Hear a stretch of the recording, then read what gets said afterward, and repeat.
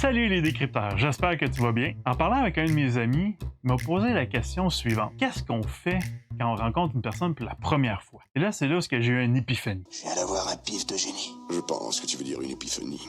Je me suis dit, si lui il se pose cette question-là, il doit y avoir beaucoup de monde qui se pose cette question-là. Je le sais parce que moi-même, je me suis posé souvent cette question-là. Eh bien, on va partir du concept que je suis sûr que tu connais et que tout le monde a entendu parler, c'est-à-dire de la première impression. La première impression, selon les recherches que j'ai faites, dure entre quelques millièmes de seconde à 120 secondes, soit 2 minutes. C'est la façon dont notre instinct va nous classer la personne en face de nous. Mais avant d'aller plus loin là-dessus, je veux te parler d'un concept super intéressant qui rentre justement pile poil dans ce qu'on parle. Et c'est un concept qui a été créé par Daniel Kahneman, en tout cas, créé par lui dans les années fin 1960, début 1970, ce gars-là a fait un paquet d'expériences et il a réussi à classer notre vitesse de pensée en deux grandes catégories. Le système 1, qui est un système hyper rapide, instinctif,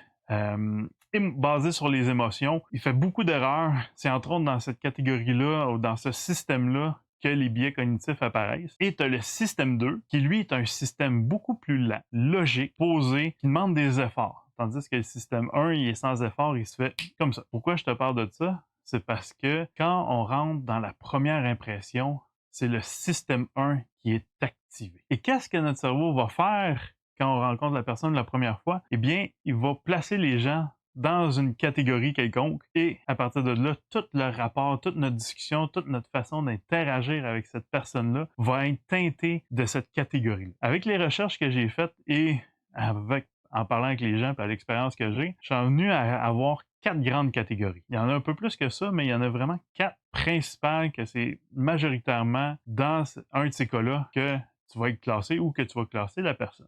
La première catégorie, c'est favorable. Celle-là est vraiment plaisante parce que les gens vont vouloir faire ce que tu veux, vont te croire, ils viendront pas challenger tes idées, tes concepts. À la limite, ils vont vouloir te plaire. Fait que si tu leur demandes de faire des choses, ils vont aller vers toi. Ils vont dire oui, on va l'essayer, on va parler de ton projet, go, on y va. Fait que ça va être quand même facile d'obtenir le rapport et le rapport va être stable. La deuxième catégorie, eh bien, c'est défavorable. Comme le nom le dit, c'est pas mal l'inverse défavorable. Donc, les gens ne voudront pas croire ce que tu vas dire, vont challenger tes idées, ne voudront pas suivre tes indications, vont remettre en question tout ce que tu vas dire. Ça sera pas super agréable et souvent, le rapport va être beaucoup plus difficile à obtenir, va être beaucoup plus difficile à maintenir aussi. La troisième catégorie, c'est reproducteur.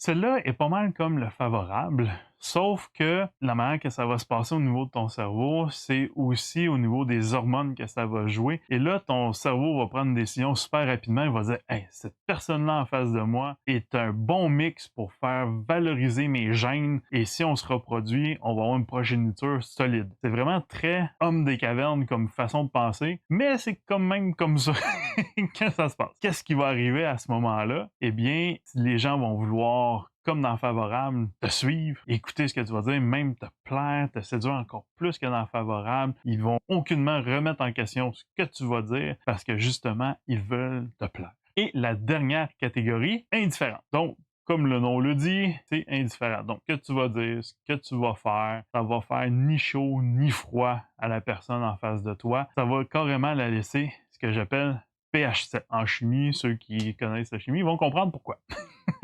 Petit quiz rapide maison. Selon toi, par défaut, quelle est la catégorie dans laquelle la majorité du temps, ton cerveau va classer les gens que tu rencontres? Fais pause, écris-moi ta réponse dans les commentaires.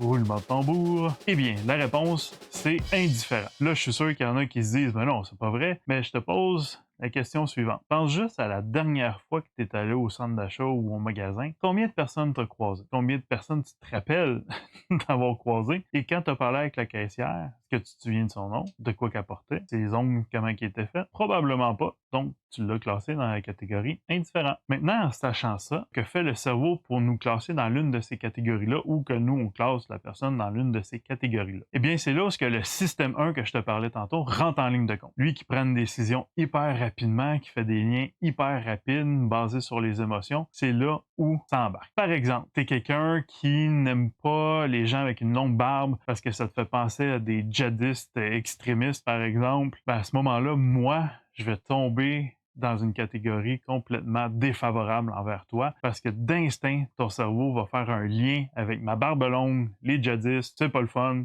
Pouf, on s'en va dans le défavorable. À l'inverse, tu croises une personne qui utilise exactement le même détergent que ta grand-mère, que tu adores, utilise. À ce moment-là, par défaut, à cause de cette odeur-là, la personne va tomber dans la catégorie favorable. Et si ton cerveau n'a pas de données probantes pour faire des liens avec une personne que tu connais, un vécu que tu as eu, ben, il va tout simplement placer la personne dans l'indifférent. Maintenant, en connaissant ces 4 catégories-là, il faut que tu aies en tête que toi aussi, ton cerveau utilise ces 4 catégories-là. Ce qui va faire en sorte qu'il faut que tu te poses des questions quand tu rencontres une personne pour la première fois, à te demander mais pourquoi j'ai comme tendance à tout accepter ce qu'elle me dit? Peut-être parce que ton cerveau l'a classé de façon favorable. Qu'est-ce qui prouve que cette personne-là mérite vraiment d'être dans la section favorable? Ça va te permettre, toi, d'avoir une longueur d'avance sur les autres un petit peu quand tu vas parler parce que tu vas pouvoir remettre en question ton jugement premier en ayant conscience que ce jugement-là a été fait.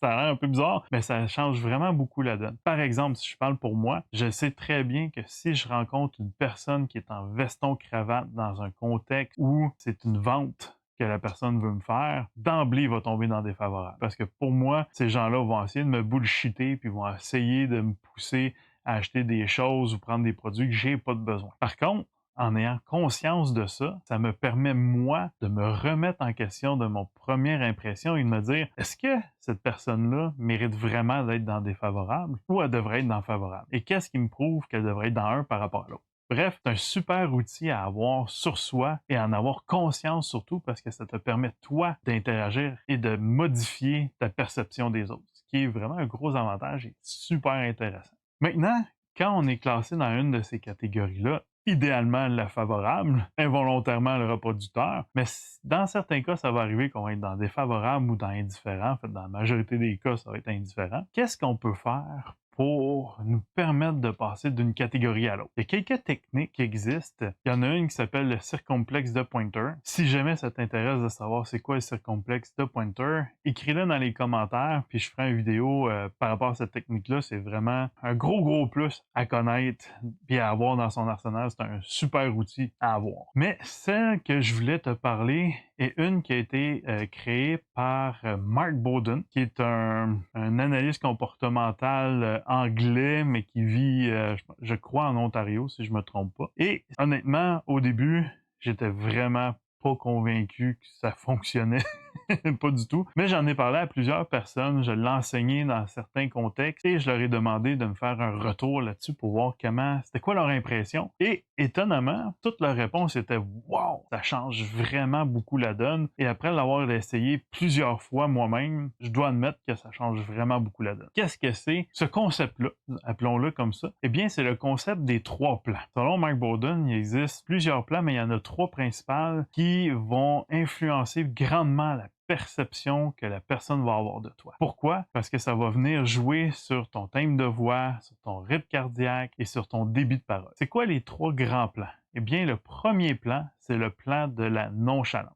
Dans le plan de la nonchalance, les bras vont être le long du corps, de chaque côté, ce qui va avoir comme réponse que les épaules vont légèrement s'affaisser, vont même rouler par en avant, et il va avoir la tête qui va aller vers l'avant, ce qu'on appelle une protraction. Qu'est-ce que ça va faire dans ton corps? Eh bien, ça va ralentir ton rythme cardiaque, ça va ralentir ton débit de parole et aussi ce que ça va faire, ça va rendre ta voix un petit peu plus grave. Donc, ça va donner un peu l'impression que moins important ce que tu fais, ça te pèse sur le dos, des choses comme ça. Le deuxième plan, c'est le plan de la vérité. Le plan de la vérité se situe à la hauteur du nombril, à peu près, là, c'est pas précisément ma petite zone, mais environ à la hauteur du nombril. Ce que ça va faire, c'est à ce moment-là que ta voix va avoir son timbre de voix naturel. Le débit va être parfait, pas trop lent, pas trop vite. Ton rythme cardiaque va être un petit peu plus rapide. C'est typiquement l'endroit où les politiciens vont se tenir quand ils vont parler puis faire leur discours, parler d'un projet ou quoi que ce soit. C'est généralement dans ce plan-là que les politiciens ou les gens qui veulent faire passer des principes vont se tenir. Sauf Donald Trump. Donald Trump, lui, est dans le prochain plan. Et le prochain plan, c'est le plan émotionnel. Les mains au niveau du plan émotionnel vont être à peu près du diaphragme au épaules, grosso modo, ça va être dans ce coin-là. Plus haut, ben là, ça a l'air un peu bizarre, là. C'est à peu près à la hauteur des pectoraux, je te dirais. Ce que ça va faire, eh bien, le timbre de voix va être plus aigu un petit peu, le débit de parole va être plus rapide et ton rythme cardiaque à toi aussi va être plus rapide. Les gens vont te percevoir comme étant enthousiasme, à fond dans ton projet, tu sais, que tu es plein d'énergie, plein d'entrain, tandis que le plan de la vérité, les gens vont avoir la perception que tu es en contrôle, que tu maîtrises la situation, tu maîtrises de quoi tu parles, et le plan de la nonchalance vont avoir l'impression que tu t'en sacs carrément. Je te fais faire un petit test juste pour te faire entendre, en fait, la différence des trois plans. Ferme les yeux, fais pas l'écran, là. Ferme les yeux et je vais te dire mon nom dans les trois plans différents. Tu vas voir la différence que ça fait au niveau de la voix. T'es prêt? Ferme les yeux. Bonjour, mon nom est Pascal Rousseau. Bonjour, mon nom est Pascal Rousseau. Bonjour, mon nom est Pascal Rousseau. Tu vois, j'ai pas forcé le changement. Ça le fait tout seul et c'est vraiment formidable. Là, maintenant, qu'est-ce qu'on fait avec ces trois plans-là? Eh bien, c'est très, très dépendant du contexte dans lequel tu veux l'utiliser et le pourquoi tu veux l'utiliser. En arrière de chaque action, il faut qu'il y ait quand même une logique en arrière de ça. Personnellement, quand j'étais thérapeute, je les utilisais vraiment à côté. Vraiment beaucoup, beaucoup, un coup que j'ai découvert ça et ça fonctionnait merveilleusement bien. Dans quelles circonstances que je l'utilisais? Eh bien, quand je rencontrais la personne, j'essayais d'avoir mes mains le plus possible vis-à-vis la zone de la vérité pour montrer que je suis en contrôle, asseyez-vous. Quand je posais des questions, que je voulais aller avoir plus d'informations, plus de connaissances, créer des moments de joie, de bonheur avec la personne, je montais dans le plan émotionnel. C'est quand la personne me parlait d'un projet qui lui tenait à cœur, je montais dans mes mains au niveau du plan émotionnel pour justement montrer que je suis à fond, que j'ai le goût de comprendre, que je suis intéressé par cette personne-là dans mes commentaires. Je parlais dans ce plan-là pour justement avoir un débit plus rapidement. Par contre, quand je posais mes questions ou en l'entrevue au début, souvent, je mettais mes mains dans le plan de la vérité et quand je venais pour poser ma question, je descendais dans le plan de la nonchalance pour justement montrer à la personne que je te passe la balle. C'est à toi de répondre. Moi, j'ai fini, je te laisse prendre le relais. T'envoies un peu ce sentiment-là quand tu l'utilises comme il faut. Pour ça, je te dis que c'est très contexte dépendant parce que si tu veux parler, exemple, d'un projet qui t'est à cœur au niveau de ton travail et que tu te présentes devant le comité qui va approuver ton travail, par exemple, tu arrives avec les bras de chaque côté de ton corps puis tu dis bon bonjour, ça fait maintenant 3 ans que je travaille sur ce projet-là. Mais l'impact que ça va avoir sur les gens qui vont prendre la décision vont dire tabarouette, ça y pèse sur le dos de venir nous parler aujourd'hui puis il croit pas à son projet. Tandis que si tu vas dans le plan de l'émotion, ben là, puis tu restes tout le temps dans le plan de l'émotion, là, il va dire oh, il est bien trop speedé, il doit avoir quelque chose qui marche pas dans son projet. Mais si tu restes dans le plan de la vérité, là, ils vont dire crème, il est en contrôle, il connaît son sujet, c'est crédible ce qu'il dit. Fait qu'à ce moment-là, ça met les chances de ton bord. Évidemment, ce n'est pas statique. Faut pas que tu restes tout le temps dans le même plan tout le long avec les bras plantés de même comme un robot puis pas bouger. Faut que les mouvements soient là. Faut que ça soit naturel dans ta façon de parler aussi. Mais sache que ça a une grosse influence dans la perception des gens qui vont avoir. Mais encore une fois, c'est très contexte dépendant. Petit dernier test avant, ou en fait, pas nécessairement un test. Petit devoir, c'est très simple. Pratique-toi avec les trois plans. C'est-à-dire, dans le miroir, tout seul, oui, tu vas avoir la cave, on s'en fout, c'est pas grave, tu le fais avec personne, ça n'a pas d'importance. Et vois l'effet que ça fait dans ton corps, vois la différence ou entends la différence dans ta voix, entends la différence dans ton débit. Fais juste te placer debout, faire le même exercice que j'ai fait. Dis ton nom, n'importe quoi, dans le plan de la nonchalance, dans le plan de la vérité et dans le plan émotionnel. Puis comprends la différence que ça fait parce que si tu en as vraiment conscience et tu connais et tu comprends que les effets que ça fait dans ton corps, ben là, à ce moment-là, tu vas être capable d'influencer la perception des autres en face de toi parce que tu vas jouer justement avec les différentes intensités. Sur ce, je te souhaite une magnifique journée et on se dit à la prochaine. Bye bye!